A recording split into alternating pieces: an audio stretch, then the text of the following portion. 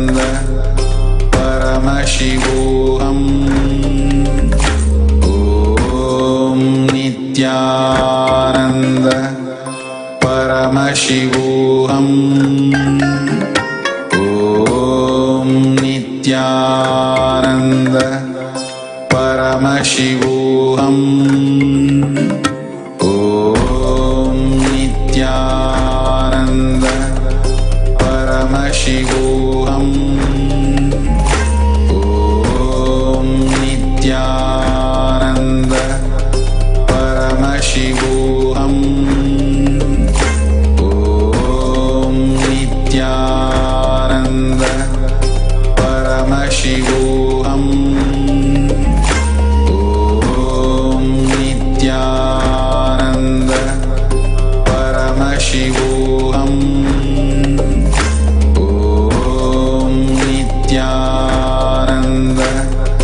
Paramashivoham.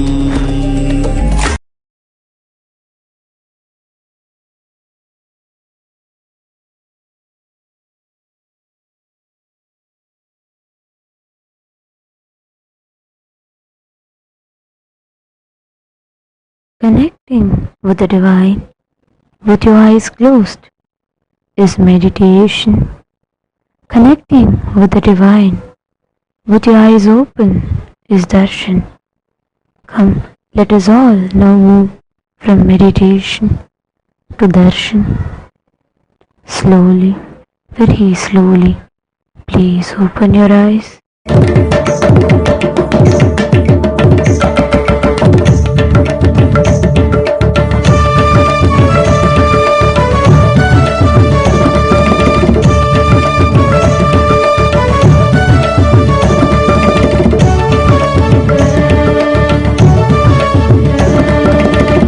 Nityapurishvara Nithyananda, Nityapurishvara Nithyananda, Nithyananda, Nithyananda, Nithyananda, Nithyananda, Nityapurishvara Nithyananda, Nityapurishvara Nithyananda, Nithyananda, Nithyananda, Nithyananda, Nithyananda.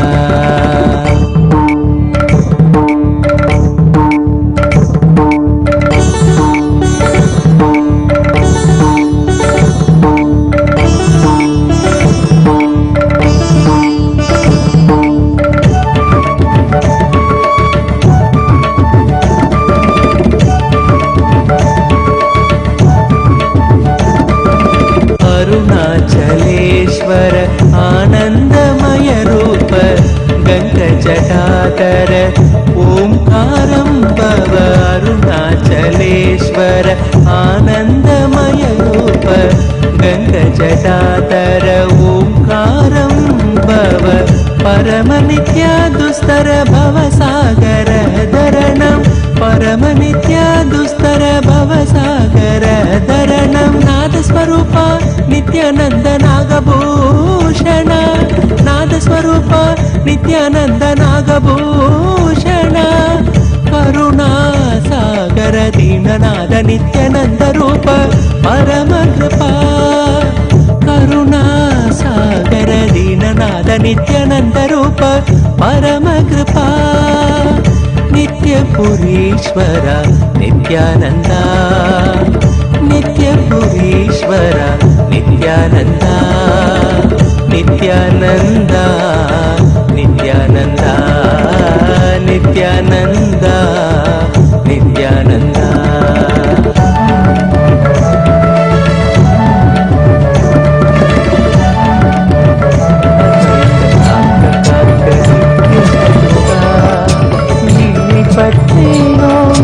Nityanand Shanmuga காக்க காக்கவே நித்ய சண்முகா நின்னை பற்றேனோ.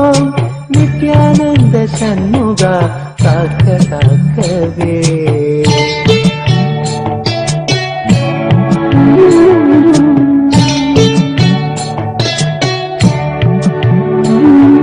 சித்தர்கள் போற்றுகின்ற ஞான சித்தி சித்தி தந்து காக்க சிவானந்த தேனில் எம்மை திளைத்திடவே செய்து காக்க சித்தர்கள் போற்றுகின்ற ஞான சித்தி தந்து காக்க சிவானந்த தேனில் எம்மை திளைத்திடவே செய்து காக்க பத்து திக்கு தோறும் எனை பறந்து வந்து ஐயன் காக்க பற்றுதலை பற்றறுத்து பரமனை பற்ற காக்க பத்து திக்கு தோறும் எனை பறந்து வந்து ஐயன் காக்க பற்றுதலை பற்றறுத்து பரமனை பற்ற காக்க நித்திய சண்முகா நின்னை பற்றினோம் நித்யானந்த சண்முகா காக்க காக்கவே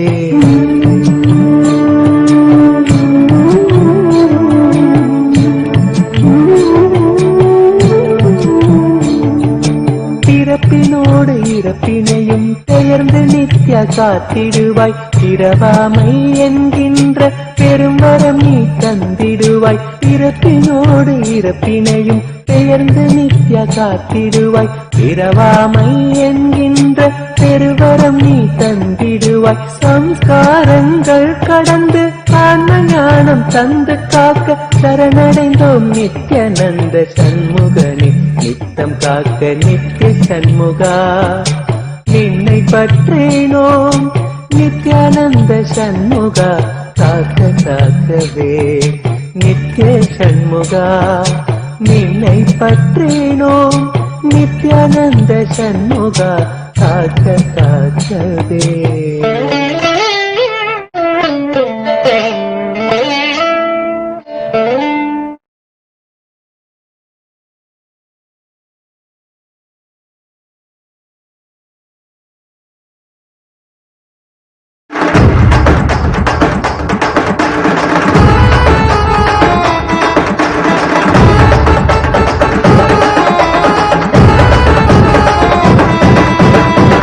மலையில் பிறந்தான் புவி எண்ணாத யோகமை கொண்டிட நித்தியன் ஈரேழு லோகத்திற்கெட்டா ஈசன் முக்தி நெறி அருளவே நித்தியனாய் ஊரகிற்கு வந்தம்மை ஆட்கொள்ள தேவர்களை காத்திட வைத்தான் தாயாய் பேரருள் கூறிய உடல் ரோமம் சிலுத்திட நித்தியனாய் வந்து அண்ணாமலையில் பிறந்தான் புவி எண்ணாத யோகமை கொண்டிட நித்தியன் ஈரேழு லோகத்திற்கெட்டா ஈசன் முக்தி நெறி அருளவே நித்யனாய் அண்ணாமலையில் பிறந்தார் திருவண்ணாமலையில் பிறந்தார்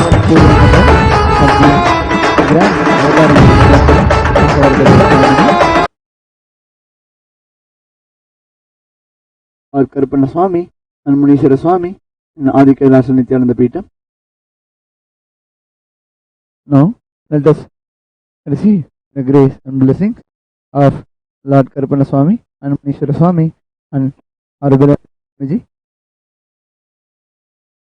Om Dhurasi Dhurvadhurvan Tandhurvatanyo Osman Dhurvatidandhurvajam vajam dhurvamastam devanamasi satnidamham papridamham jushtadamham manhidamam devahudamham ahudamasiravittanam trigumbhasvamahvaa मित्रस्य चक्षुषा प्रेक्षेमाभिर्मा संवित्कामात्वाहि कुंचिषम् ओम श्री आनंद मुनीश्वर स्वामिने नमः श्री आनंद करपन्न स्वामिने नमः धूपमाघ्रापयामि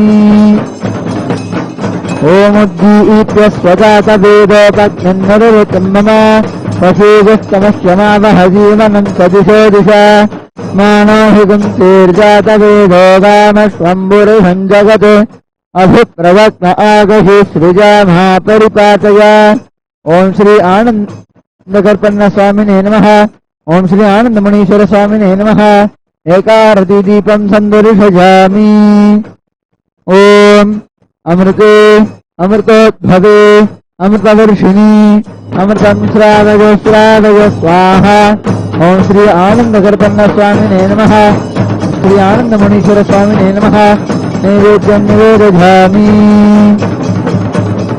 ओम न तत्र सूर्यो भाति न चन्द्रतारकं देवा विद्युतो भान्तितो यमग्निः तमेव भान्तमनुभाति सर्वं तस्य भासात् सर्वमिदं विभाति ओम श्री आनंद गुरुपन्न स्वामिने नमः। ओम श्री आनंद मुनीश्वराय नमः। सर्वदेव देवी स्वरूपाय भगवते श्री नित्यानंद परमशिवाय नमः। महामंगल कपूर नीराजनं बंदरि सजामि रक्षान् धारयामि।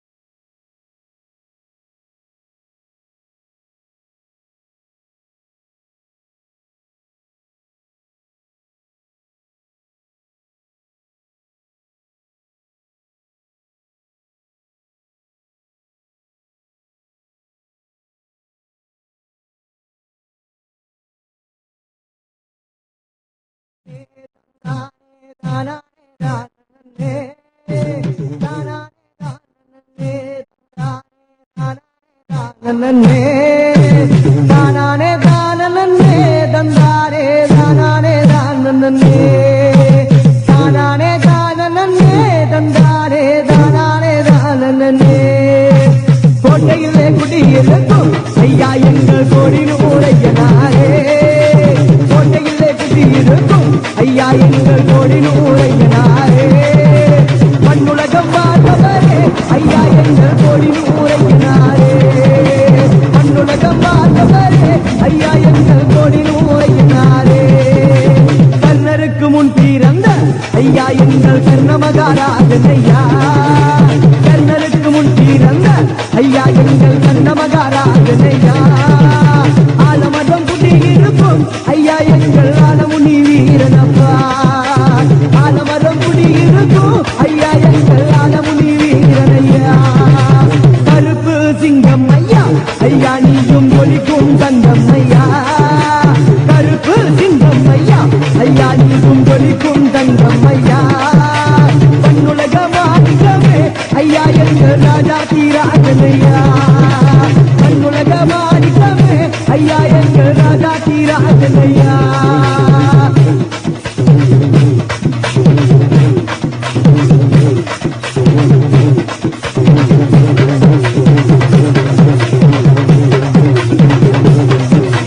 சொல்லாக உன்னை படைத்தோம் ஐயா அந்த சொல்லுக்குள் வடிவமைத்தோம்.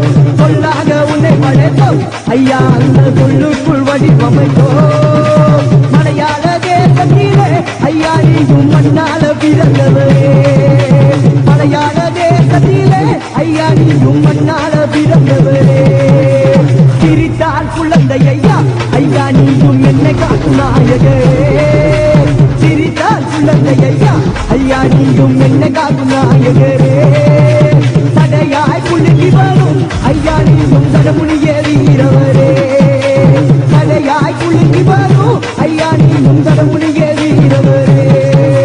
சொல்லாக உன்னை அழைத்தோம் ஐயா அந்த சொல்லுக்குள் வடிவமைத்தோம். சொல்லாக உன்னை அழைத்தோம் ஐயா அந்த சொல்லுக்குள் உன்னை அழைத்தோம். மண்ணால பிறந்தவரே ஐயா எங்கள் மாகாட்டு நாயகரே. மண்ணால பிறந்தவரே ஐயா எங்கள் மாகாட்டு நாயகரே.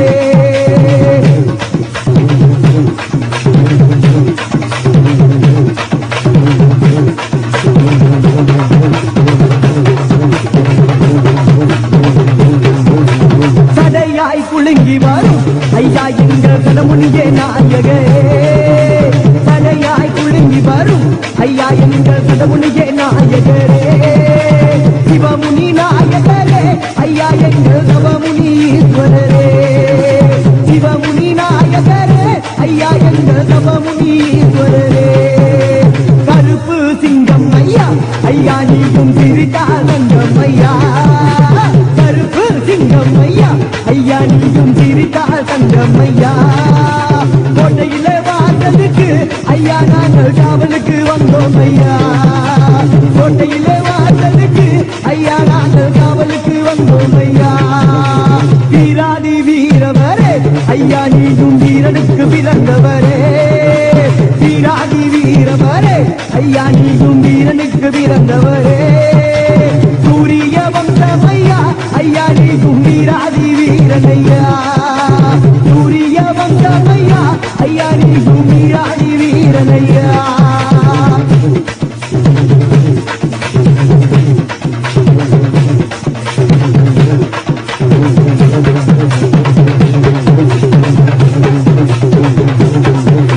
கோட்டையிலே ஐயா கோட்டையிலே ஐயா கோட்டையிலே குடியிருக்கும் ஐயா நீயும் கோடி நூறையனாரே கோட்டையிலே குடியிருக்கும் ஐயா நீயும் கோடி நூறையனாரே மண்ணுலக மாணிக்கமா ஐயா நீயும் கோடி நூறையனாரே மண்ணுலக மாணிக்கமா ஐயா நீயும் கோடி நூறையனாரே தானானே தனநானே தந்தானே தானானே தனநானே தானானே தனநானே தந்தானே தானானே தனநானே தானானே தானே தந்தானே தானானே தானே தானானே தானே தந்தானே.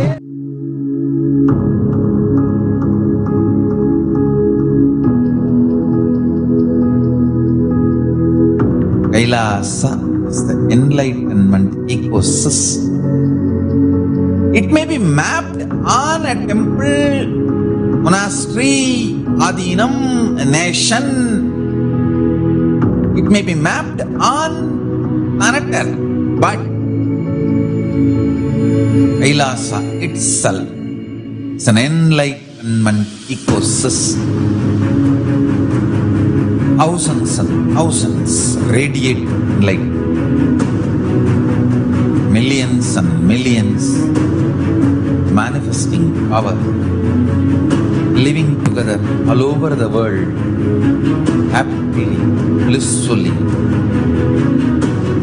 peacefully, powerfully.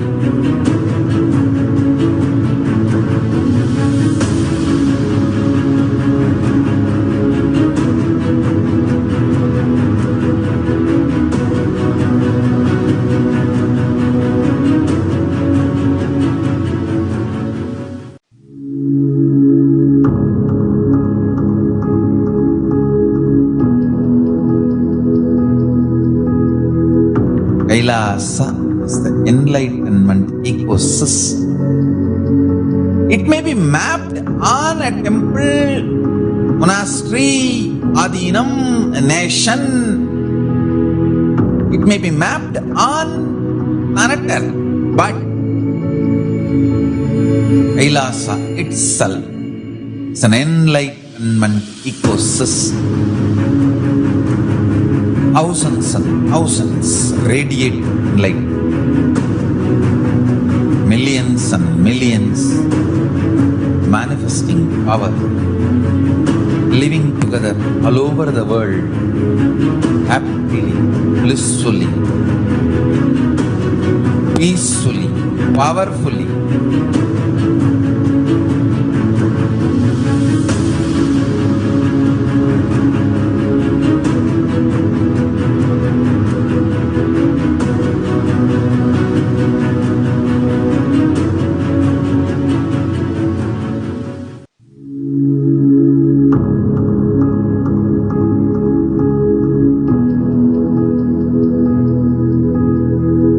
Kailasa is the enlightenment ecosystem.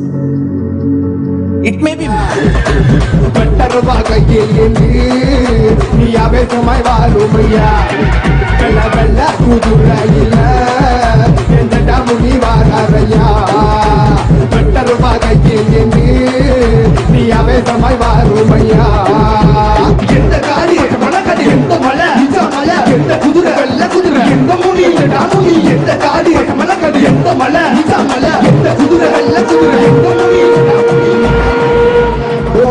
மலை மேல கடுந்தவத்தில் இருக்கும் ஒன்று வணங்கி நான் பாட்டெடுத்தேன். நாதனே கீதனே நாதமுனி நாதனே என் தேவனே உன்னை நினைத்து அழைக்க. பச்சை மலை காட்டுக்குள்ள சீடி வரும் சிங்க போல என் ஐயன் நீ நட போட்டு வருக. வால்முனி வண்ணமுனி வீரமுனி தவமுனி என் ஐயனே ஜடாமுனியே வருக. முனி வண்ண முனி வீர முனி தவ முனி என் ஐயே ஜடா முனியே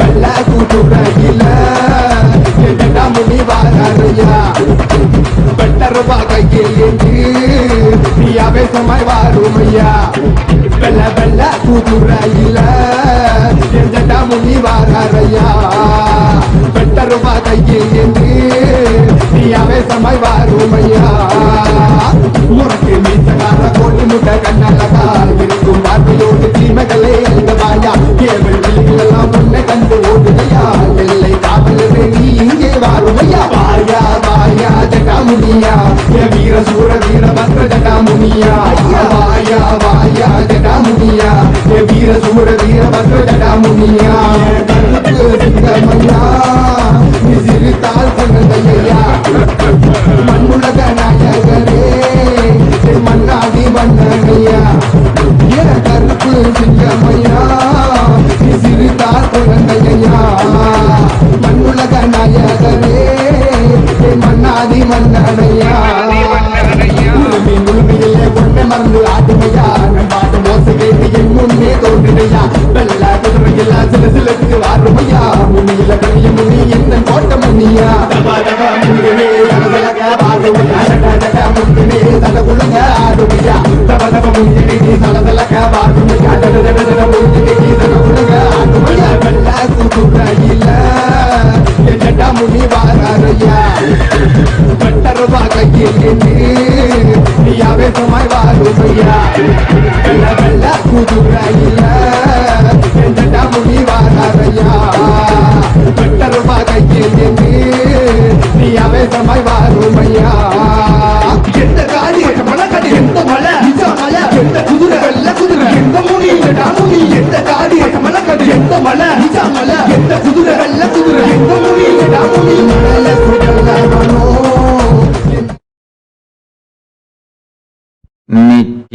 नित्यानन्देश्वर परमशिव समारम्भाम् नित्यानन्देश्वरि पराशक्ति मध्यमाम् अस्मदाचार्यपर्यन्ताम् वन्दे गुरुपरम्पराम्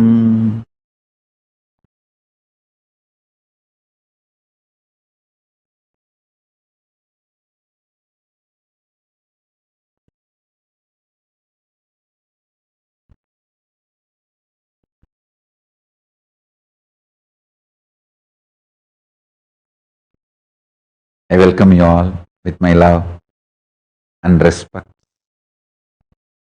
I welcome all the living and practicing Hindus, de facto Kailasians from all over the world. I welcome all the Sarvanyapita Kartas, Yajamans, Manifestors, Sarvaparityagis, Srimahans, Mahans, Kotari Tanedar, visitors, viewers, Kayakalpa Yoga participants, e-Gurukul students, everyone sitting with us all over the world. I welcome all of you with my love and respect. Paramashiva's message directly from Kailasa. Kailasa is civilizational nation, reviving ancient enlightened Hindu civilization. It is not all about territory alone. We have territory, but it is not all about territory alone. It is all about Hindu enlightened civilizational nation. So the focus is on reviving enlightened civilization. Understand this narrative clearly. when I was given Yoga Pattabhishekam by my gurus, it's not that immediately I started looking for a territory. I started working intensely for reviving the enlightened civilization, most ancient, enlightened Hindu civilization. I was all out, working day in and day out, intensely, simple hard work, reaching out one person at a time.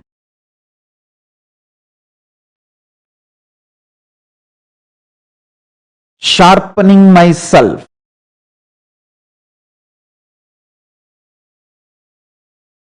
My gurus gave me tremendous spiritual knowledge, powers. But I need to start working on understanding the society. So they gave me the guidance. Go and spend some time in Ramakrishna Mission, spend some time in Swaminarayan movement.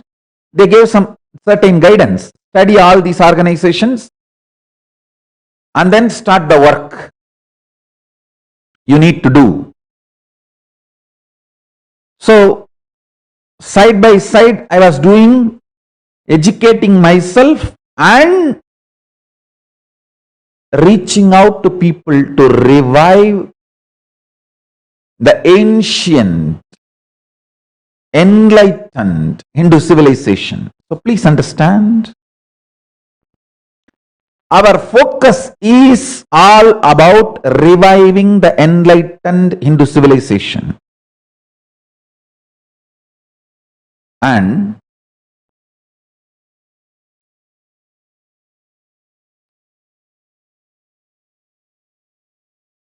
the basic powerful truths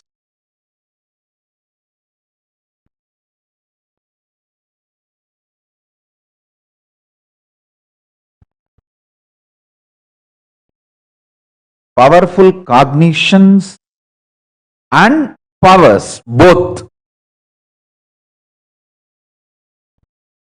of enlightened civilization, need to be revived.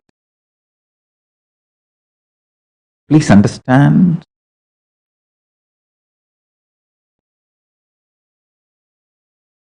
Kailasa is not going to be centered, something like a territorial nation or territory nation building concept. We have territory, we will have territory in few more places, that is different. But the focus is going to be civilizational nation. We are going to be civilizational nation. Like Israel for Jews, Vatican for Catholics. It's not just about territory, it's a civilizational nation. Kailasa is going to be civilizational nation for Hindus. So understand this major difference. I am going to keep the Hindu narrative alive and experiential. How? A child is given the superconscious education. Hinduism, there is no baptism. You need to know that. There is no baptism. We give superconscious possibility to the kid. We open that. We open the third eye of the child and let the child play with the third eye energies, powers, kundalini. The child evolves.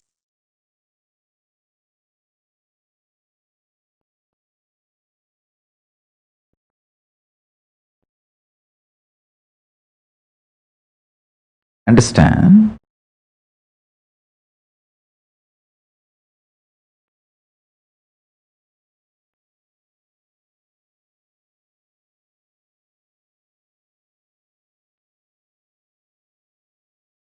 Kailasians need to enrich themselves and others on the principles of enlightened civilization. How in individual life you can live enlightened life, and how you can enrich the society to become enlightened society, enlightened civilization. As I always used to describe what Vivekananda visualized, Aurobindo aspired, Osho worked, Yogananda yearned with all their grace and blessings.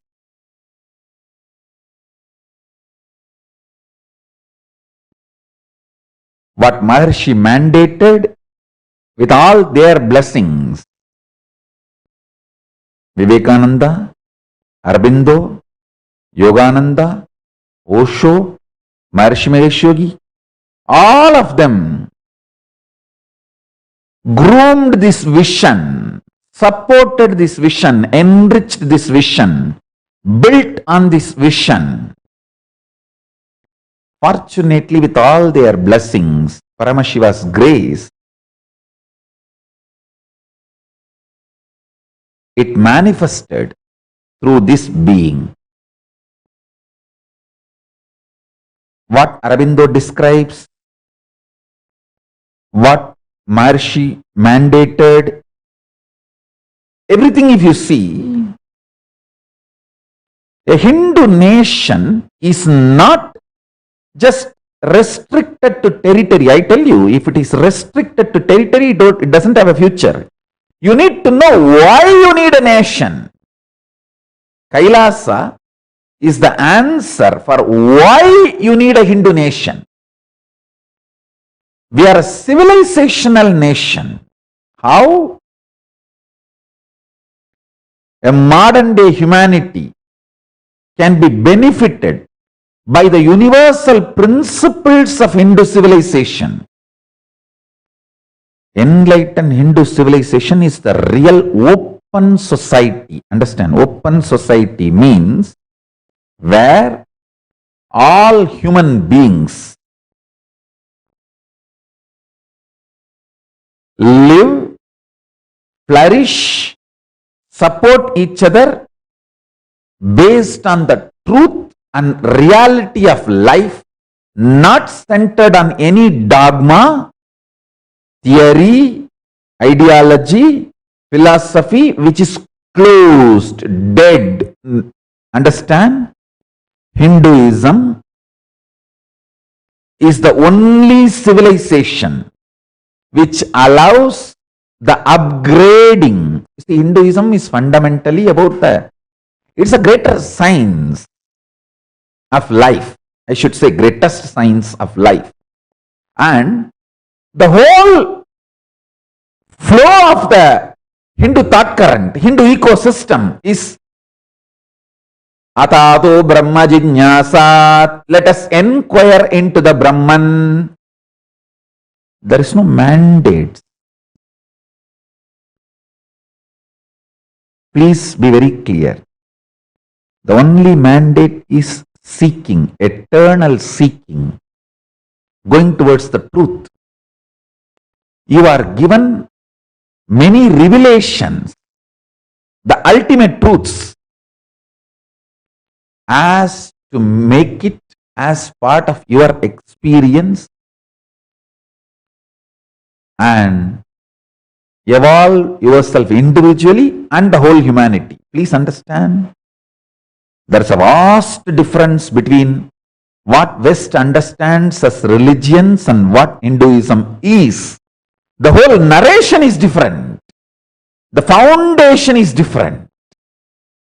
That is why I say Hinduism is not just ordinary religion. It is more greater science of life. It's a more enlightened civilization in practice. In theory, it's the greatest science of life, of everything exists. In practice, it is an enlightened civilization. In theory, it's the greatest science of life, universe, cosmos, consciousness. In practice, enlightened civilization. We are here to revive that, not reform, revive. Hindu civilization, enlightened Hindu civilization, is the real open society. And I tell you,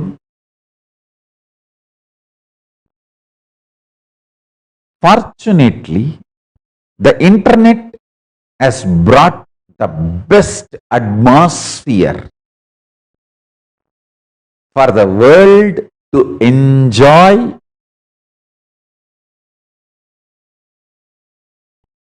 civilizational, Hindu civilizational based nation, the enlightenment civilizational based nation. The whole world population is something like 7 billion. Can you show? I think the internet population alone is 4.9 billion. Please understand. The world population is something like 7 and internet population is 4.9. So I tell you, internet is the world's largest populated nation.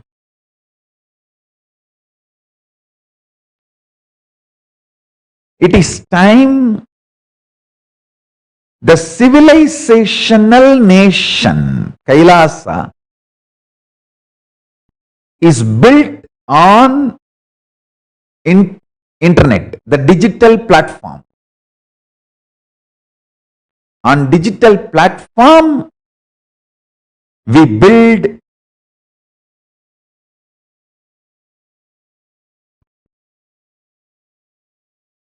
Kailasa.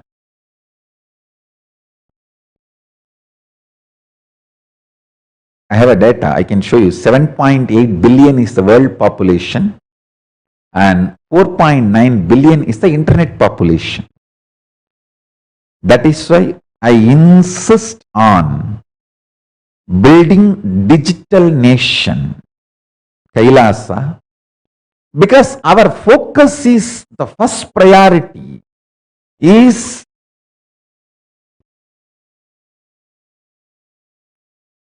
reviving enlightened civilizational nation. The next priority only is territory. You can all see the data I collected. 7.8 billion is the world population and 4.9 billion is internet population. That's the reason I insist on virtual Kailasa, digital nation, Sarvanya Pita. Virtual Sarvanya Pitas.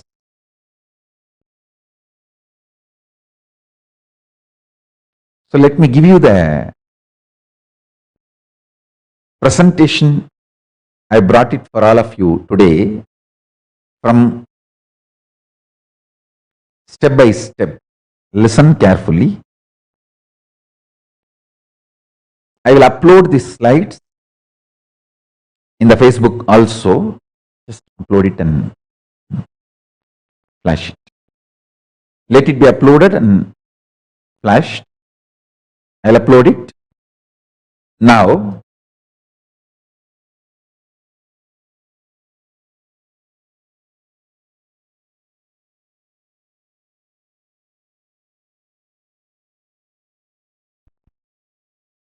எம்மையாலும் கருமுனியே என் ஐயனே ஐயனாரே பூமி நடுநடுங்க ஆவேசமாய் வந்திடையா மேகம் கிட்டுக்கிட்டுக அங்காரமாய் வந்திடையா வேட்ட கருப்பனோடு பொங்காரமாய் வந்திடையா செம்முனி நாதனிலே ஜட்டாமுனி அப்பனே வாயா வாயா ஜட்டாமுனியா என் வீர சூர வீரபத்ர ஜட்டாமுனியா வாயா வாயா ஜட்டாமுனியா என் வீர சூர வீரபத்ர ஜட்டாமுனியா வெள்ள கூட்டுரையில என் ஜட்டாமுனி வாராரையா பெட்டருவா கையில் என்று நீ ஆவேசமாய் வாருமையா வெள்ள வெள்ள கூட்டுரையில என் ஜட்டாமுனி வாராரையா பெட்டருவா கையில் என்று நீ ஆவேசமாய் வாருமையா வாயா ஜடாமுனியா என் வீர சூர வீரபத்ர ஜடாமுனியா வாயா வாயா ஜடாமுனியா என் வீர சூர வீரபத்ர ஜடாமுனியா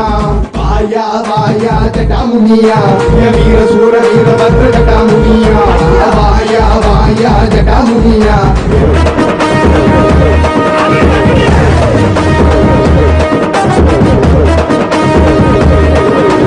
பாண்டி முனிய ஒட்டிடுவான் பிணிய பாண்டி முனிய ஒட்டிடுவான் பிணிய ரத்த காட்டு எருமை கண்ணிய பித்தனுக்கு வித்து முடிக்க குங்குறா இவன் பாண்டி முனி எல்லாம் போட்ட தாண்டுறா சிவமுகையில சிங்கத்தை இவன் சீண்டுறா இப்போ மாட்டிக்கிட்டு மண்டி போட்டு வேண்டுறா பாண்டி முனிய ஒட்டிடுவான் பிணிய ரத்த காட்டு எருமை கண்ணிய பித்தனுக்கு வித்து முடிக்க குங்குறா இவன் பாண்டி முனி எல்லாம் போட்ட தாண்டுறா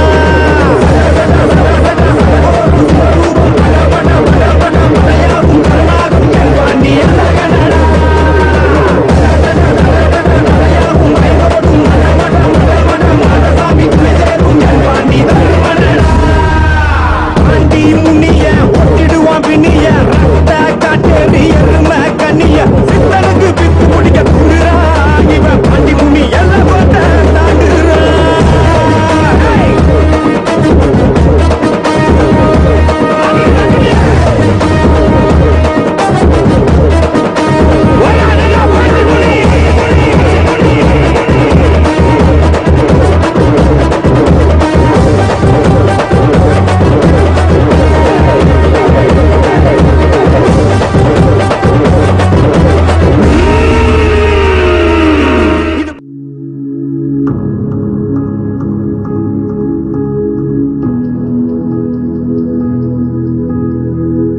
Kailasa is the enlightenment ecosystem.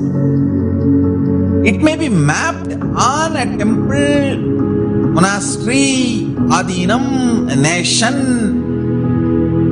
It may be mapped on planet Earth, but Kailasa itself is an enlightenment ecosystem. Thousands and thousands radiate light. Millions and millions manifesting power, living together all over the world, happily, blissfully, peacefully, powerfully.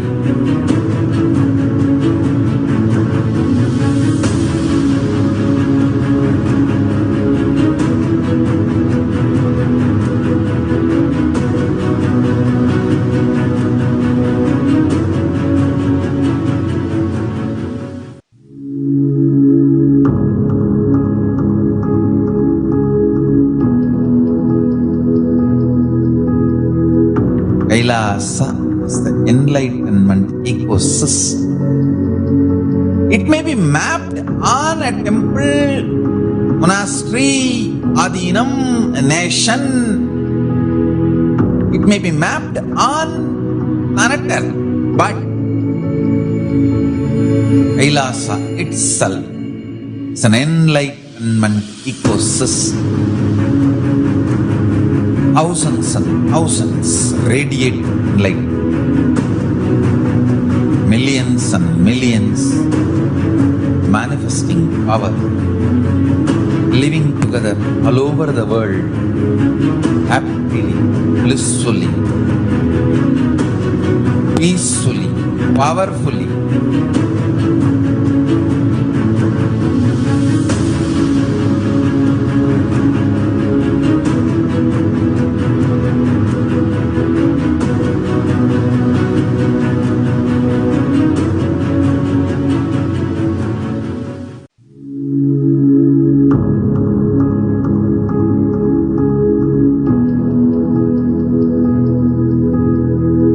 Kailasa is the enlightenment ecosystem. It may be mapped on a temple, monastery, adinam, a nation. It may be mapped on planet Earth, but Kailasa itself is an enlightenment enlightenment ecosystem. Thousands and thousands radiating light. Millions and millions manifesting power. Living together all over the world. Happily, blissfully, peacefully, powerfully.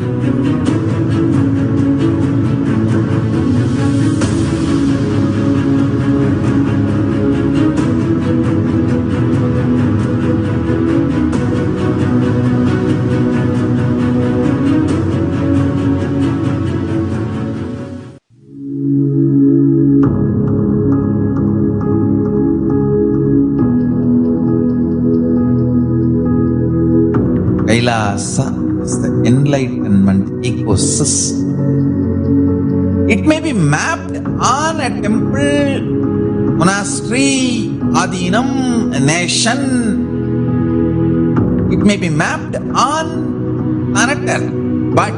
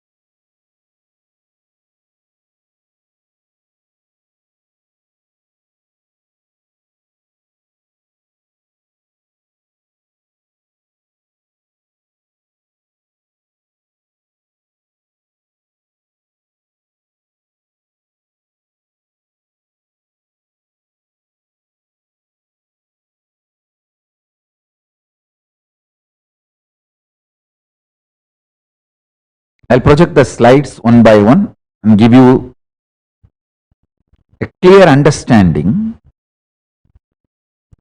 First, as I described, we Kailasians need to focus on building enlightened civilizational nation Kailasa on digital platform, because we are reviving, we are a more enlightened civilizational nation, not just territorial nation. Territorial nation follows. Territorial nation is what is Kailasa. Digital, the enlightened civilizational nation is why Kailasa.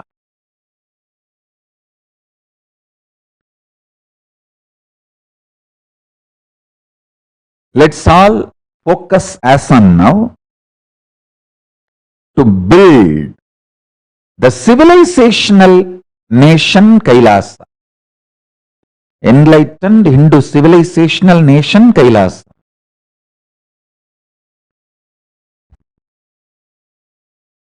Last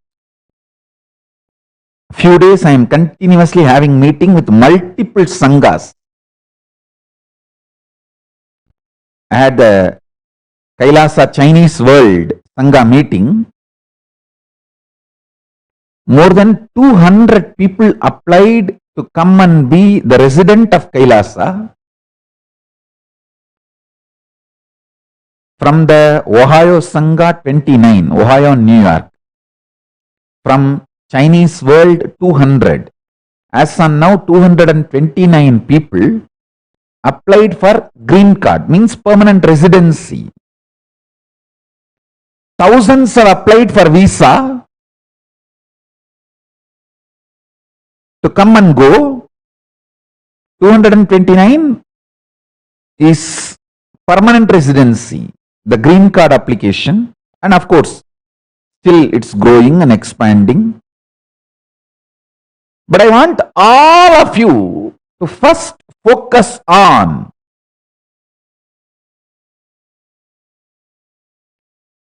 enlightened civilizational nation.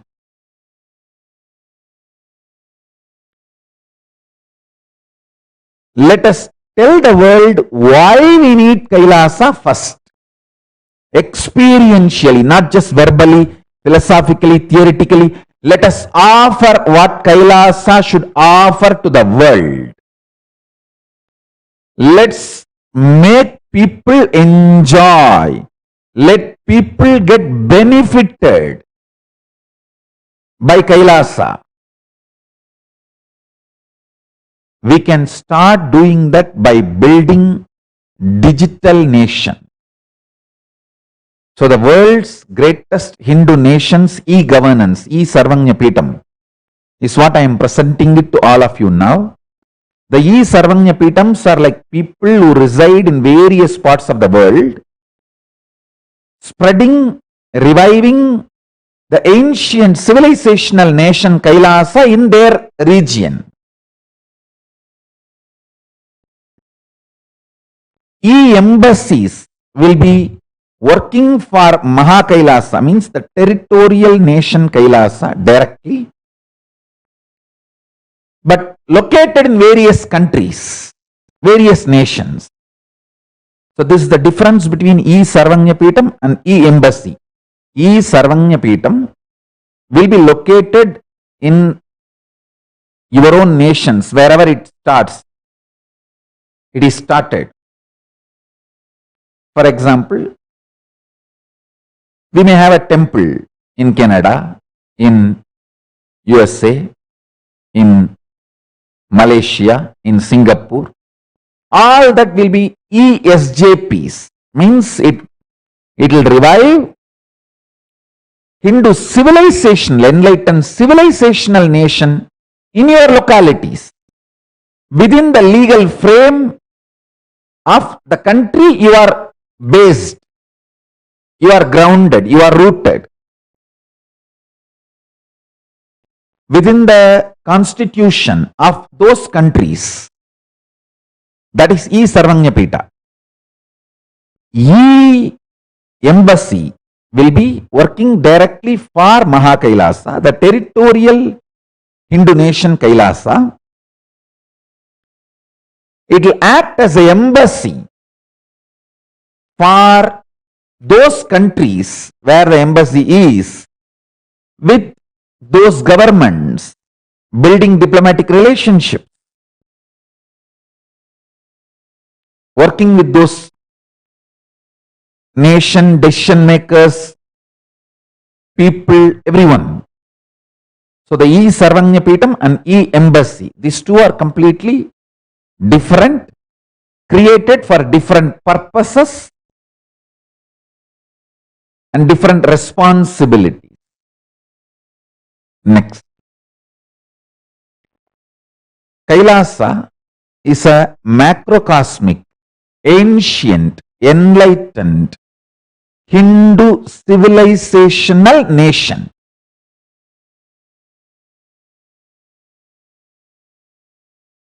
Which does not put importance on territory alone. Kailasa is a macrocosmic, ancient, Hindu, enlightened civilizational nation, which does not put importance on territory alone. Kailasa is revived by the 1008th living incarnation of Paramashiva, the Supreme Pontiff of Hinduism, Jagatguru Mahasannidhanam, His Divine Holiness, Bhagavan Nithyananda Paramashivam. These are the basic introduction.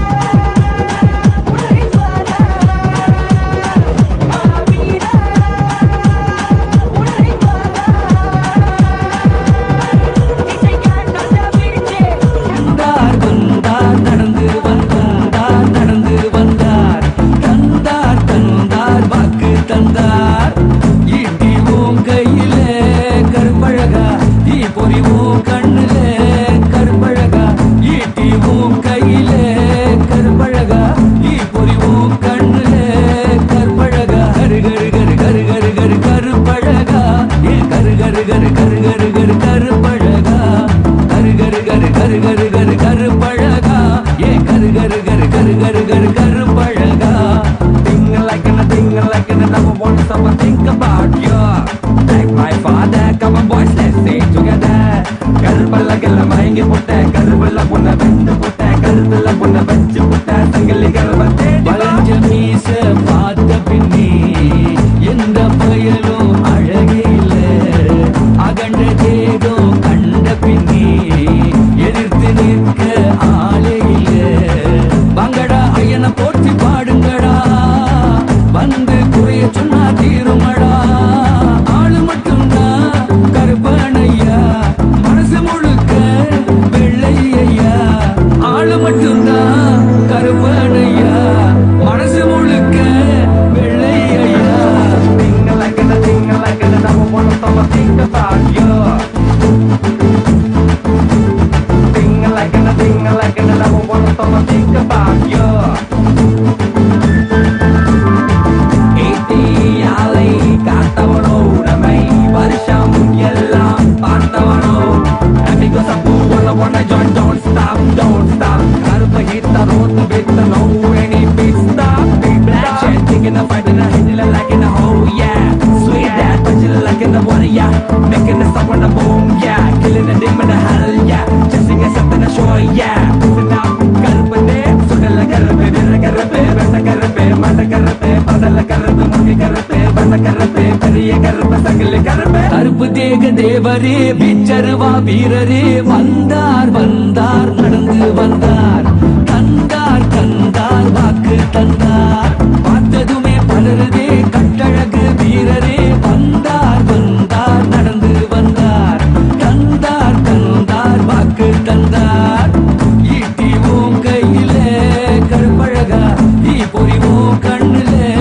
கருப்பழகா ஈட்டிவோம் கையில கருப்பழகா ஈ பொறிவோம் கண்ணுல கருப்பழகா கரு கரு கரு கரு கரு கரு கருப்பழகா ஏ கரு கரு கரு கரு கரு கரு கருப்பழகா கரு கரு கரு கரு கரு கரு கருப்பழகா ஏ கரு கரு கரு கரு கரு கரு கருப்பழகா Think like it, never want someone think about you. Kரு kரு kரு kரு கருப்பழகா Think like it, never want someone think about you. Kru kரு kரு kரு கருப்பழகா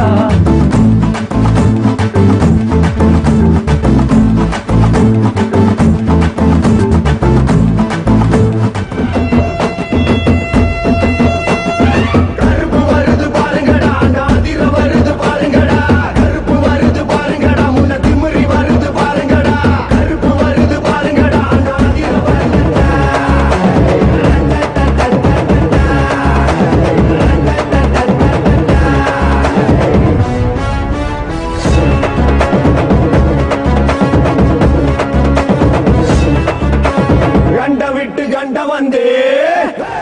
கண்ட விட்டு கண்ட வந்து அண்டாதிராட்சி செய்யும் மாயக்கா Yes. If you are able to see me, hear me, please wave your hands. Sorry for the technical glitch. We'll start now.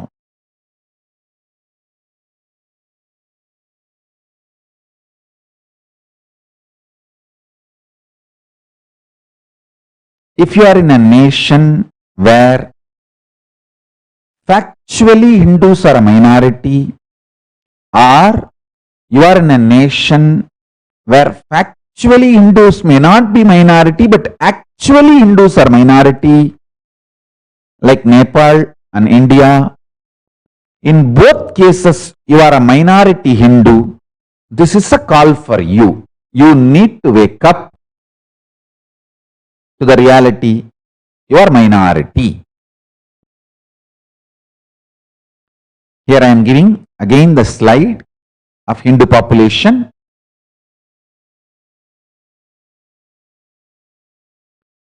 Now, all these slides are already available on the page HDH Nithyananda Paramashivam.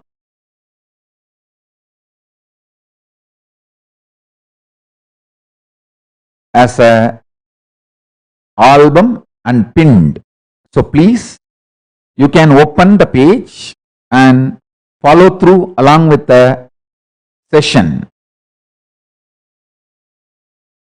I am giving you the Hindu population all over the world. in Nepal, India, and how the various countries' constitutions are secular only to Hindus.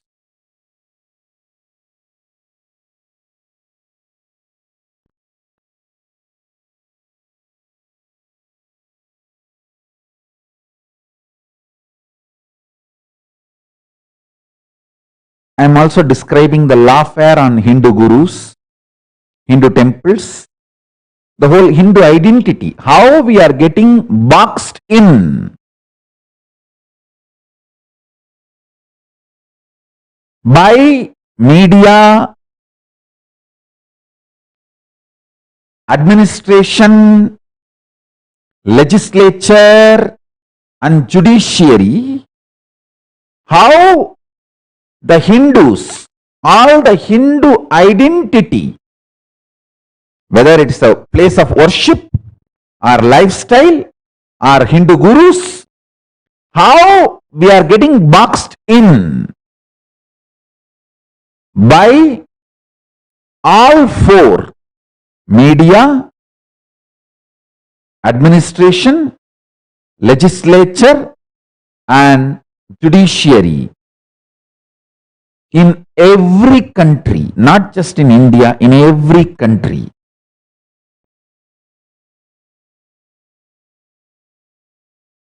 I'll be giving you a lot more details on this narrative. How Hindus get boxed in by all four: media, administration, legislature, and judiciary, by all four. Next. How the government missionaries do the Hindu Holocaust. How the ethnocide is happening, not just genocide. Understand? Still, Hindu genocide is continuing. Apart from genocide, ethnocide done on Hinduism is not even told to the world. I tell you, if you don't tell the problems you are facing to the world, you will be branded as problem and eliminated just like that in next few decades. Oh Hindus of the world, wake up. If you don't tell the problems you are facing to the world, you will be branded as problem and you will be eliminated within next few decades. I don't want that. That's the reason I want all of you to wake up.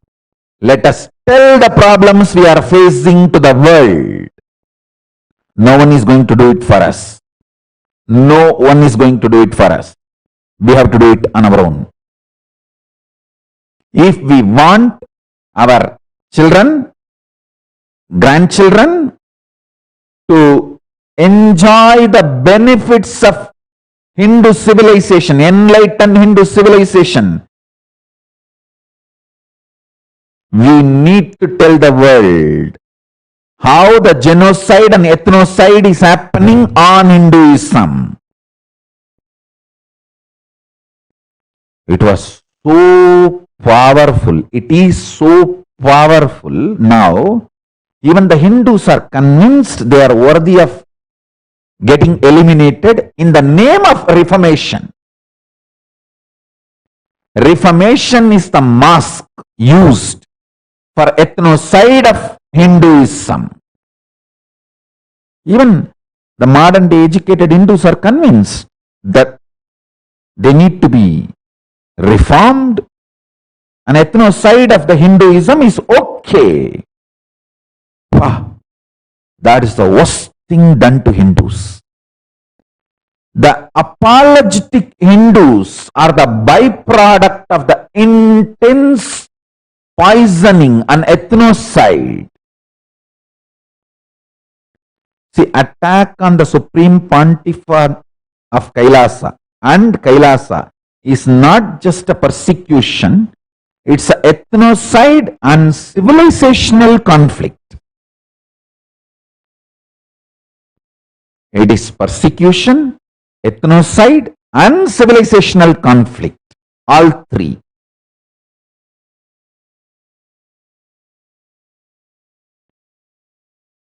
Swamiji and the Kailasa movement was getting boxed in by international media and international various governments, administrations and various countries' legislature and various countries' judiciary.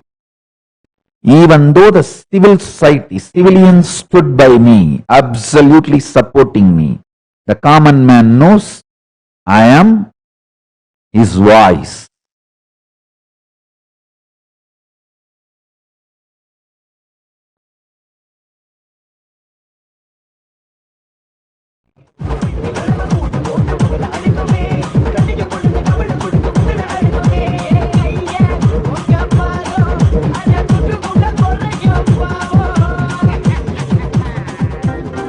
Indran Pradi presents Amigos Gus Ayya Samarpanam. We call it Muni Darisanam. Triple I with a swing at the down. Come on, I guess who holding Zul in the hand. Come on, I guess who holding devil hating man. Come on, I guess who wants the lovable guardian.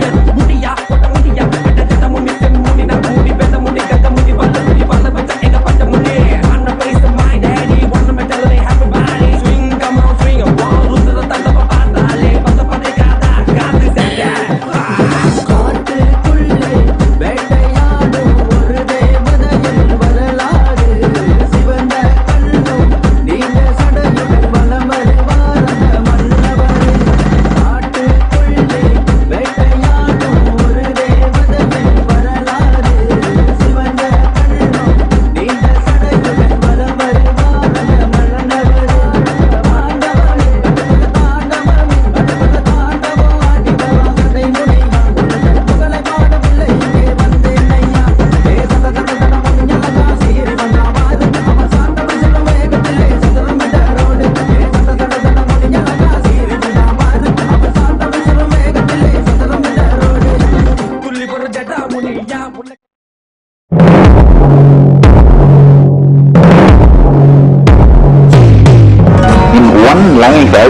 Simple way, seeing always each other with a tremendous love that everyone is Paramashiva.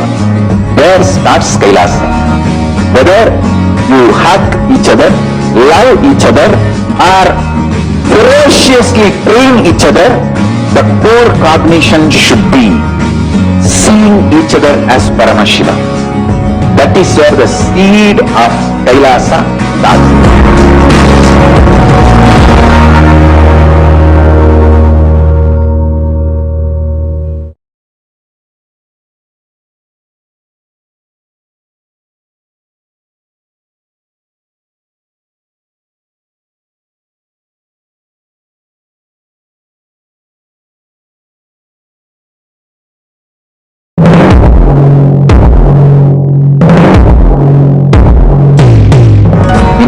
Line, if I have to put it in a simple way, seeing always each other with a tremendous love that everyone is Paramashiva. There starts Kailasa. Whether you hug each other, love each other, or ferociously train each other, the core cognition should be seeing each other as Paramashiva. That is where the seed of Kailasa starts.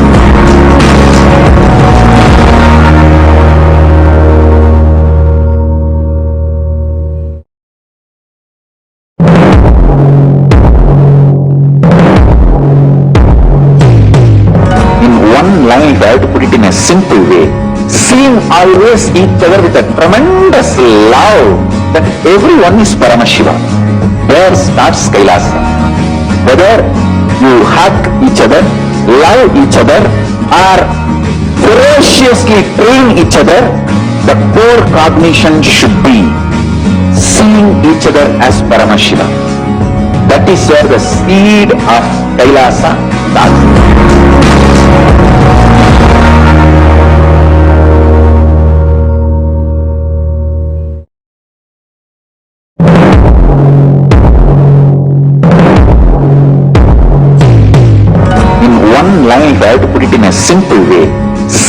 always each other with a tremendous love that everyone is Paramashiva.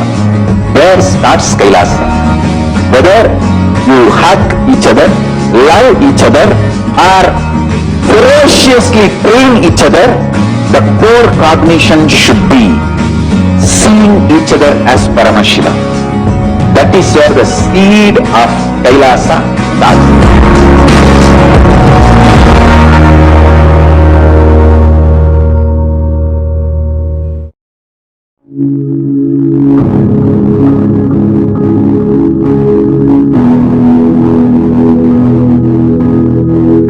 Kailasa is the enlightenment ecosystem. It may be mapped on a temple, monastery, adinam, a nation. It may be mapped on planet Earth, but Kailasa itself is an enlightenment ecosystem. Thousands and thousands radiate light. Millions and millions manifesting power, living together all over the world, happily, blissfully, peacefully, powerfully.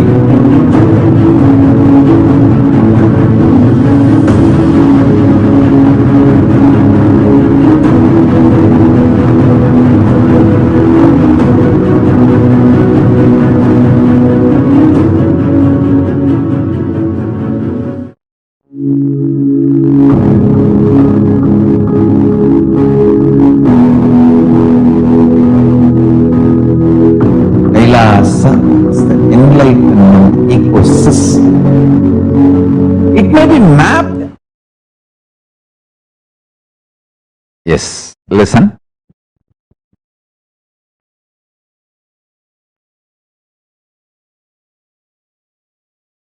In spite of being minorities worldwide, Hindus are the most successful, happiest, highest individual income, lowest divorce rate, lowest crime rate, most contributing religion, founders of all fields of sciences.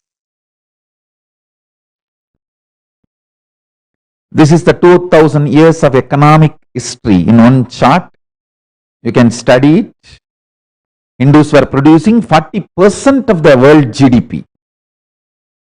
And all minority Hindus to Google top 100 contributing CEOs of the world and top 100 terrorists of the world. Then you will understand how Hinduism is only contributing. Not a single terrorist from Hinduism. You will understand Hinduism by its very ecosystem is intensely contributing. Here I have given the list of top CEOs.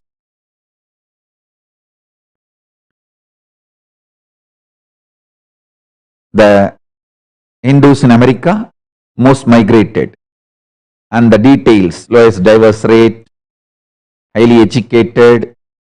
All these details I have given. Please study. The highest individual income, the most contributing.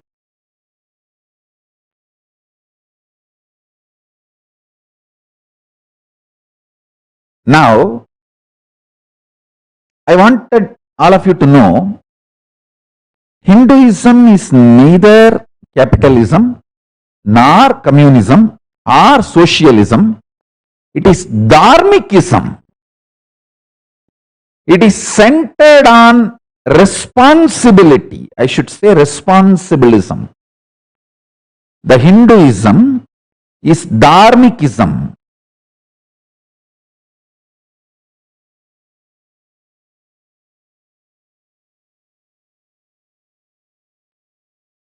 We are responsible.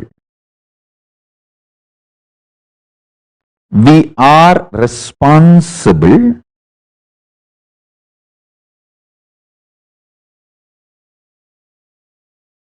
We are responsible for what has been given to us by our rishis. this value-based, superconsciousness-based lifestyle and civilization,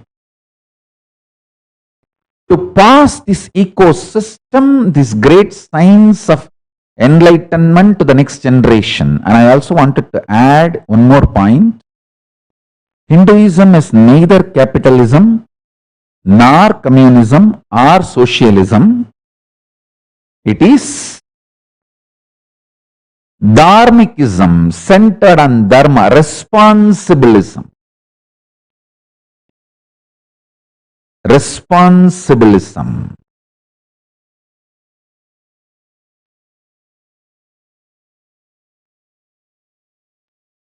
And we are responsible for transmitting this values, superconsciousness-based lifestyle and civilization to the world, to the universe, to the globe.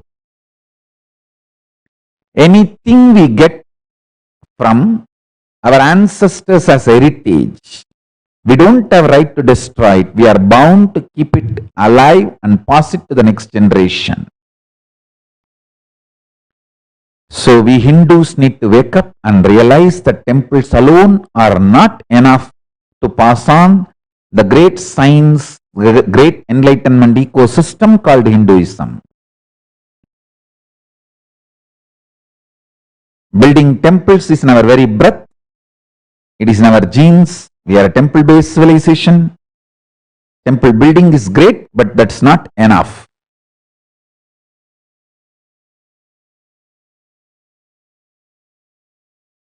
This is the statistics about how the Hindus do not participate.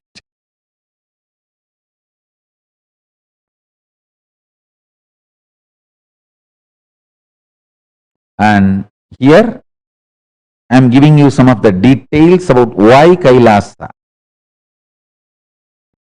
This is the practical solution.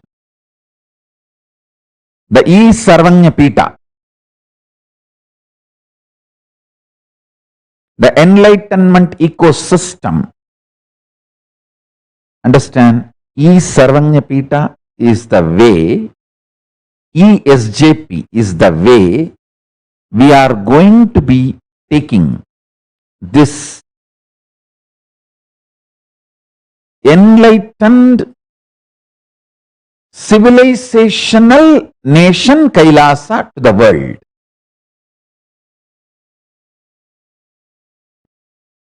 As I said, 7.8 billion is world population, 4.9 billion is internet population. So the right way is to build the virtual Sarvanya Pita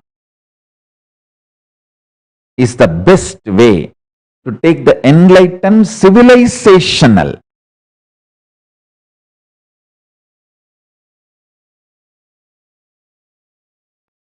nation, Hinduism, Kailasa, enlightened civilizational nation of Hinduism, Kailasa, to the world. Here I am giving some of the statistics why virtual Sarvanya Pita is required. And here is a clear map of what virtual Sarvanya Pita should offer to the world. The world's greatest digital Hindu nation with the Hinduismpedia, Kailasapedia, Nithyanandapedia, enriching and causing and digital clusters. These are the ways. And this is the work we already did. Over 1 billion lives we enriched through 17,000 digital IDs and 135 e-Sarvanya Pitas worldwide and 85 in over 85 countries in across 100 languages. This is the work we already achieved. Yes, now the e-Sarvanya Pita spread across 85 countries as on now, today. In 85 countries, we have e-Sarvagnapitas established. 135 Kailasa and 135 digital Mahans, 35 plus platforms is functioning as on now. Kailasa's e-governance digital nation. If you want to become a digital Mahant, please sign up. government.srikailasa.org/ESJP projects. And I sincerely request all Hindus to sign up and become part of this digital nation and become a digital Mahant.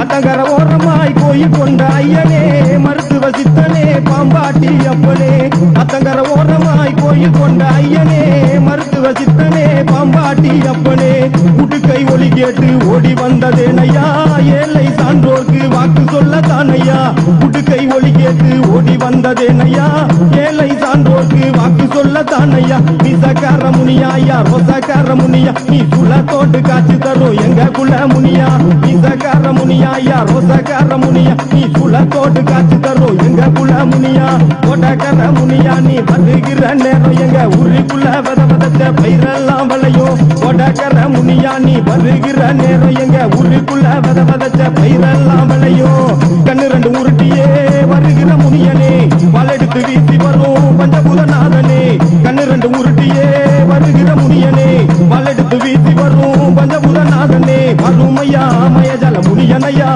இரு கரங்கள் தூக்கி வாழ்த்துகின்ற தெய்வமையா வறுமையா மயஜல முனியனையா இரு கரங்கள் தூக்கி வாழ்த்துகின்ற தெய்வமையா கொடகர முனியா நீ வருகிற நேரம் எங்க ஊருக்குள்ள வதவதச்ச பயிரெல்லாம் விளையும் கொடகர முனியா நீ வருகிற நேரம் எங்க ஊருக்குள்ள வதவதச்ச பயிரெல்லாம் விளையும் கண்ணு ரெண்டு உருட்டியே வருகிற முனியனே வலெடுத்து வீசி வரும் பஞ்சபூதநாதனே கண்ணு ரெண்டு உருட்டியே வருகிற முனியனே வலெடுத்து வீசி வரும்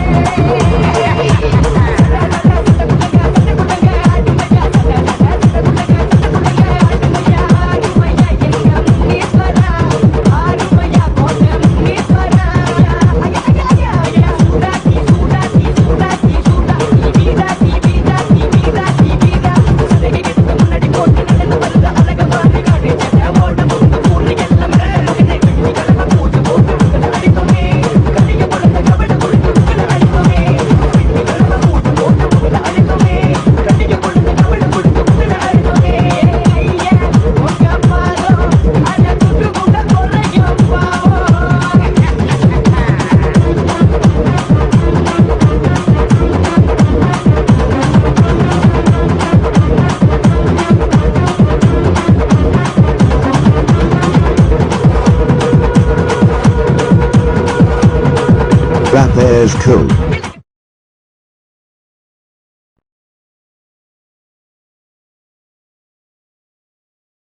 Listen. The next I am presenting the e-embassy, Kailasa's e-embassy. How e-embassy can become part of this revival of Hindu civilizational nation and territorial nation, both.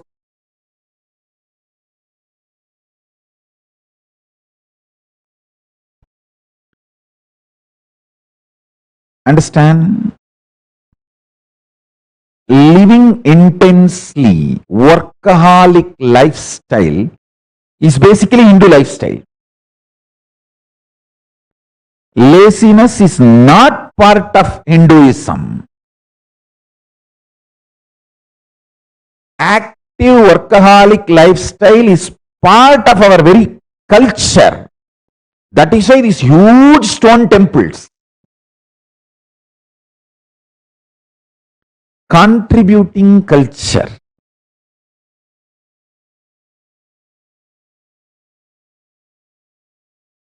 We are not warmongers. Please understand. If you have been told wrongly we are warmongers, you are brainwashed. You should know. In Rajendra Cholan's period, 1000 years before, 1 million naval army Rajendra Cholan had. Hundreds of years before the Columbus. If he wanted, he could have conquered the whole known world and eliminated all the indigenous people and made Hindu civilization. How the British claims sun never sat in British Empire for some time. We would have had that word in our history. But Rajendra Cholan was not warmonger. Wherever he conquered also, he put the whole resource on building the nation, raising the quality and lifestyle of the indigenous people. It was a civilizational nations getting built, not territorial nations. Otherwise, Rajendra Cholan, see, at that time the known world's total population itself is only 30 million. 1 million he had as his army. It is army 1 million people means so focused, trained, very powerful. He could have conquered the whole known world. Indigenous population of the world should thank Rajendra Cholan for not conquering. He could have done 10 times bigger job by conquering. How the European civilization went and conquered all the countries and eliminated the indigenous population. Rajendra Cholan never did it. Because we were focused on civilizational nation, not on territory nations.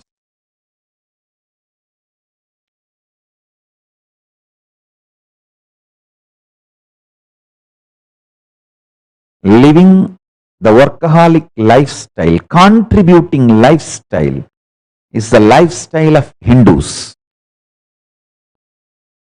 So let us revive that lifestyle of contributing by building Kailasa digitally with intensity, integrity and enthusiasm as described by Paramashiva on the world's most populated nation, the internet, will ensure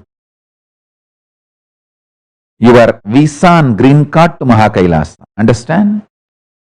Anyone who is workaholic, active, contributing through ESJP or E-Embassy will get your Kailasa visa and Kailasa green card. Usually SJP will be for the people who want to stay in their own country and become the part of the civilizational nation. E-Embassy is for the people who want to come to territorial nation and settle down in territorial nation. This is the way we are going to be working now. Understand this important truth. I wanted to tell you all. See, Hindu kings focused on building huge stone temples. Sometimes their whole life they built. And 3-4 generations they will build the same temple. But they went on building because we were contributing civilization. See, we know we are going to have multiple births. We are like in the timeless space. So we know always we are going to come back. So let us build. I myself will come back as my 4th generation, 5th generation and enjoy this temple. So build. That's a timeless mentality, lifestyle, the enlightened civilizational principle. But the religions which teaches you have only one birth, you naturally become restless and start grabbing everything available. There are only 2 civilizations on the planet Earth. Timeless civilization, less time civilization. If you are taught multiple births is the truth, the greatest science of the world, greatest science of birth and death, you enjoy the timeless civilization. If you are taught there is only one birth, you are going to be suffering the less time civilization. All the less time civilization always try to grab what others built. All the timeless civilizations built, contributed, never went and grabbed. Show me a single Hindu temple built on grabbed infrastructure. Some other religious structure was grabbed and converted into Hindu temple. Show me a single infrastructure, single temple. You can't show, because by Agama bans grabbing any property and converting it into a temple. It has to be from the scratch built. Contributing religion. I can show you millions of other religious worship places all over the world by built on demolishing the Hindu temples, Hindu infrastructures. Even now, standing. You need to know we are timeless civilization, so we go on contributing.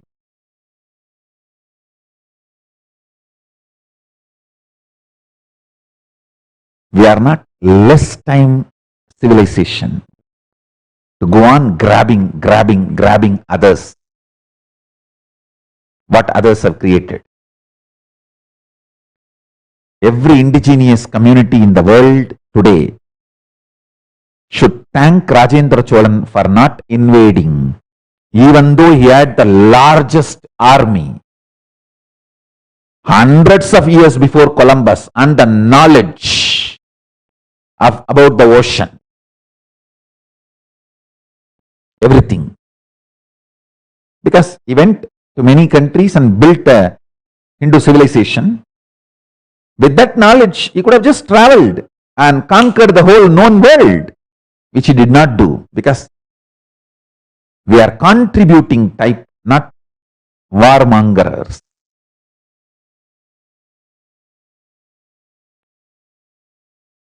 This e-embassy is a direct blessing from Paramashiva.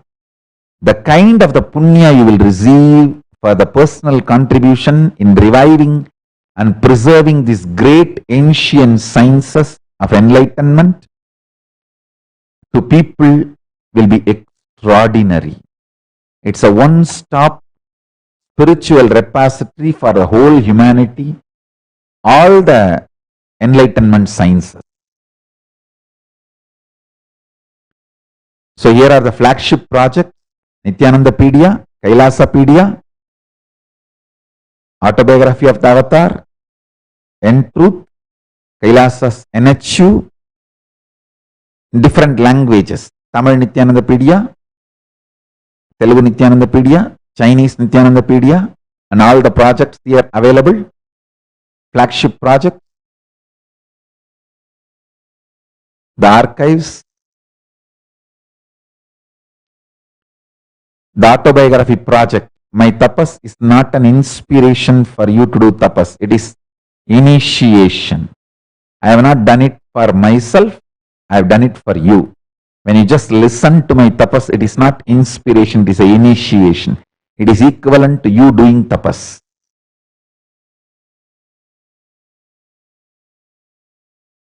the world's largest online Hindu university, giving superconscious breakthrough to the world, celebrating 20 million enrollments, 7,000 plus courses, extended campuses in 150 countries.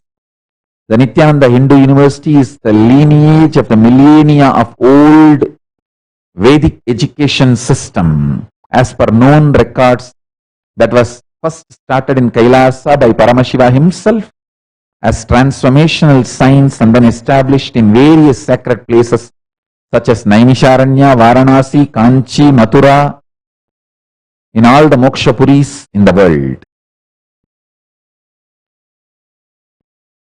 So the Kailasa's Languagepedia, the language diaspora is also one of the project. Tamil, Telugu, Dutch, Malay, Chinese, in all these languages it is getting done. You can become part of the software testing and automation.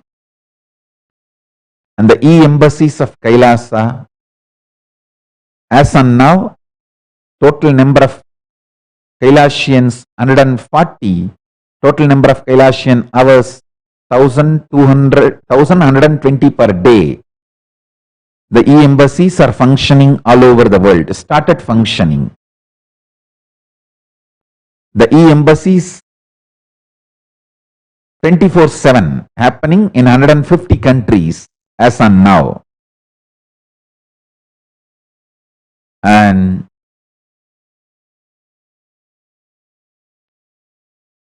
join us if you want to become part of the e-embassy or ESJP. Please apply on tiny.cc/e-governance.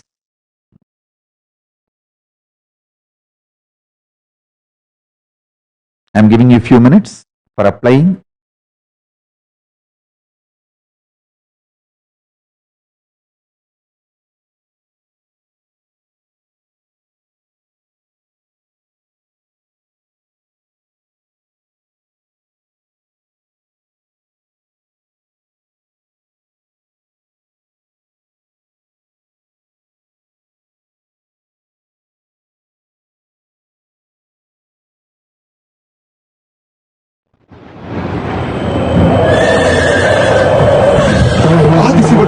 ஆண்டவன் கண்டில் அவதரித்தாயோ வீரபத்ரா கோரமூர்த்தி தேவா, தீய செய்களை தனிச்சி அளிக்கவே நீ தவத்தில் குறித்தாயோ தேவா, தர்மத்தை நிமிக்கிற அதர்மத்தை அளித்திட முனியாக அவதரித்தாய் என் ஈஸ்வரா, பெட்டருவா வீரவாளும் உனக்கு வேங்கையனாகவும் பலம் பெறும், சல்லடை போட்டு குதிரை ஏறி வரும் எம்மை காக்கும் முனியா, நீ வா வா வா வா வா வா வா வா வா வா வா.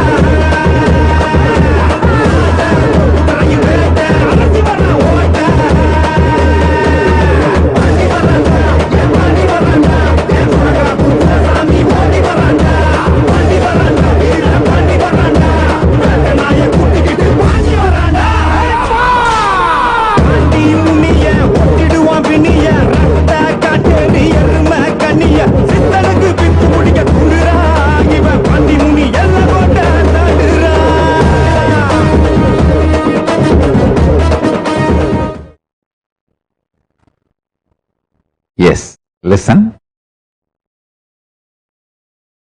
Almost I have presented whatever I wanted to present it to all of you.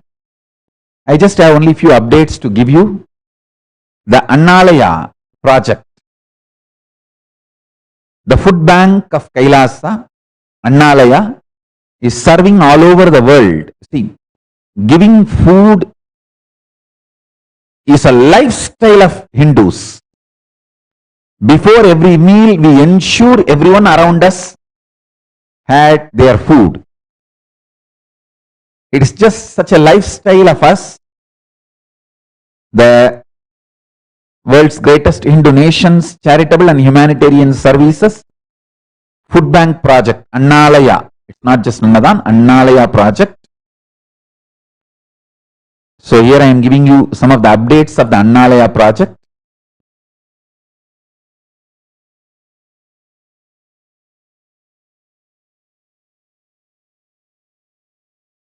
Yes, Kailasa's Annalaya project for the past 42 days.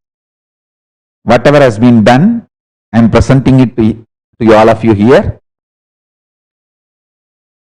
The food bank Annalaya initiatives, Deepavali offerings, offered food for 10,735 people. Post Deepavali offerings offered food for 8,401 people. Total 19,136 people were given food. Annalaya's Annadan project and participated by Kailasa in Canada and Singapore. This is the photographs of participation in Singapore. This is the photographs of participation in Canada. And Deepavali offerings participated in by Kailasa in Belgium, Kailasa Canada, Kailasa England, Kailasa Germany, Kailasa Italy, Kailasa Netherlands, Kailasa New Zealand, Kailasa France, Kailasa Slovenia, Kailasa Sweden, Kailasa United Kingdom, Kailasa United States. All of them participated. And this is by Kailasa Los Angeles. And this is by Kailasa San Jose in US. This is by Kailasa in Atlanta, USA. This is by Kailasa in London. And this is all by Kailasa in London. This is all Kailasa in Italy. Kailasa in Belgium. Kailasa in Germany. Kailasa in Sweden. Kailasa in Slovenia. Kailasa in Netherlands. Kailasa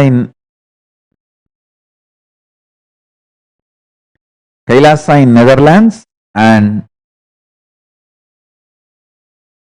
these are the photographs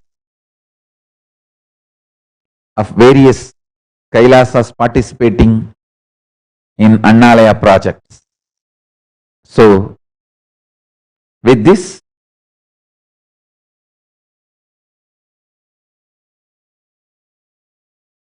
today I have Los Angeles Sangha meeting.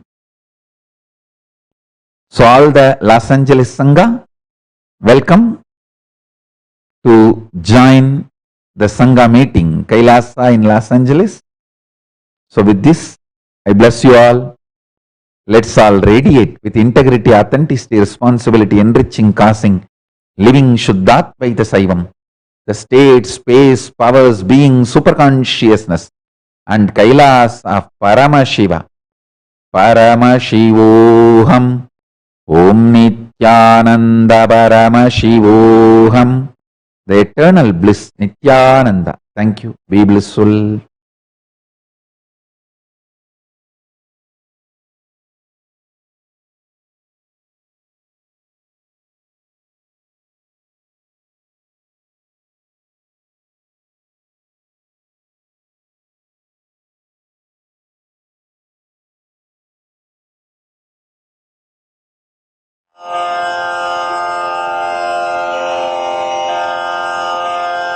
श्रीकैलासोन्नतद्वादशान्तश्यामला पीठारूढ श्रीमीनाक्षि सुन्दरेश्वरा भिन्नस्वरूप परशिवपुत्र रत्न कुमार गुरुमण्यतुल्यावतार श्रीपार्वती स्तन्यपानलब्ध दिव्यज्ञान विश्रुत सकल निगमागमसारभूत द्राविड वेद प्रवक्त्रे श्रीमत्परमशिव करुणा समधिगत मुक्तामय चतुरश्रयान गीयमान छत्र चामर श्रीचिह्न काहलादि समस्त बिरदावल्यलङ्कृत ज्ञान विज्ञान चक्रवर्ती सर्वजन संघ सद्यो निर्वाण दीक्षा व्ययापवर्गवर्ष विश्राण जीमूत परमत कलभ केसरी शैव सिद्धान्त स्थापनाचार्य श्रीराजाधिराज पाण्ड्य महाराज गुरु क्षपण शाक्यादि महान्धकार निवारण ज्ञान भानु वीक्षणानर्हार्ह ध्वजोच्छेदन पूर्वक श्रीमद्वृषभध्वज स्थापक शैव समय कर्त्रे सर्वज्ञ पीठारूढ श्री जगद्गुरु श्री ज्ञान संबंध देशिक स्वामी वागीश सुंदर माणिक्य वाचक स्वामिनाम् अवतार भूत श्री ज्ञान संबंध स्वामी पुनरुद्धृत श्यामला पीठ सर्वज्ञ पीठ 93 गुरु महासन्निधान अरुणगिरि योगीश्वर परंपरागत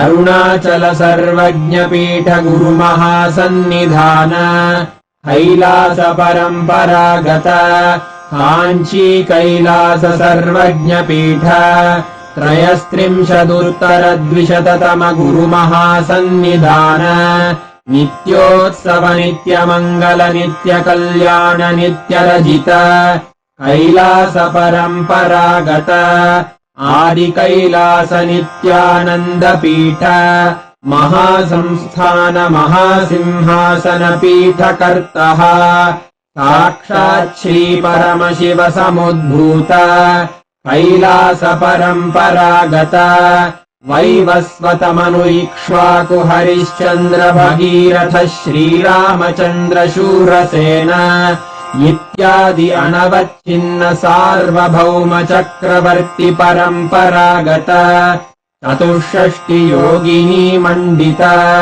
64 संप्रदाय प्रवर्तक मनुधर्म शासन सूर्यवंश प्राप्त सर्वज्ञ पीठ सुरांगी साम्राज्य मूर्धाभिषिक्त चूड़ामणे साक्षात् श्री परमशिव समुद्भूत कपिल महागुरु पुनरुद्धृत महानिर्वाणि पीठ अष्टोत्तर सहस्र श्री महामंडलेश्वर साक्षात् श्री परमशिव सिंहासनाभिषिक्त समस्त गणनायक श्री महागणपति समारंभ अनवच्छिन्न पीठाधीश्वर गुरु परंपरा प्राप्त अटल पीठ अष्टोत्तर सहस्र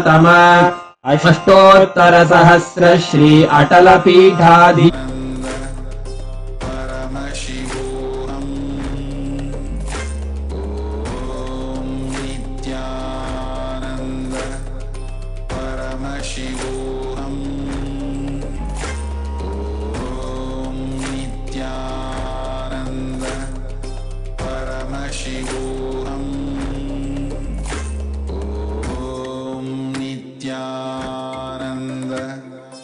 Paramashivoham.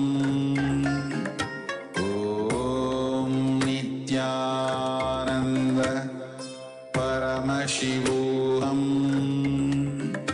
Om Nithyananda Paramashivoham. Om Nithyananda Paramashivoham. Nityananda Paramashiva.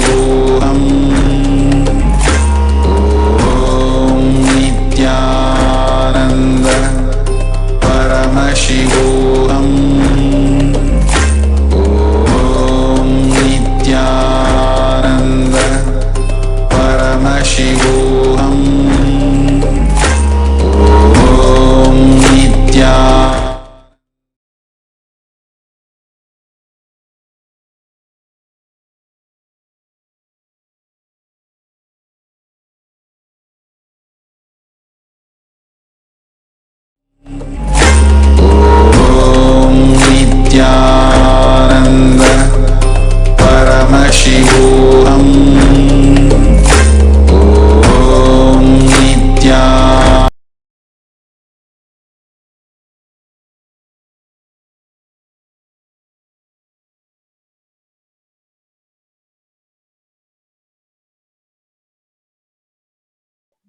Nithyanandam. As we heard from Swamiji today, Swamiji is creating, reviving an enlightened civilization. It is not just a place of territory, but a place where an enlightened civilization, an ancient enlightened civilization is being revived. Every aspect of our life is blessed from the enlightened consciousness, whether it be food, whether it be our education, whether it be our rights. A consciousness-based nation. Here, Hindus have the voice to choose what is best for them. Please visit our website kailasa.org/Hindu votes and cast your votes on various aspects. Should our temples be run by Hindus or by the government? Should Hindus choose a vegetarian lifestyle or non-vegetarian? Does secularism give equal rights to Hindus? And many more questions. Requesting everyone to please visit our website kailasa.org/Hindu votes and cast your vote. Hindu votes are sacred and Hindu voices matter. Thank you. Nithyananda. Om Purnamada Purnamidam Purnat Purnamudachyate Purnasya Purnamadaya Purnameva Vashishyate. Om Shanti Shanti Shanti. Harihi Om Tatsat. Sarvam Bhagavat Shri Nithyananda Paramashiva Padukarpanamastu. Om Nithyanandam. Thank you, Nithyanandam.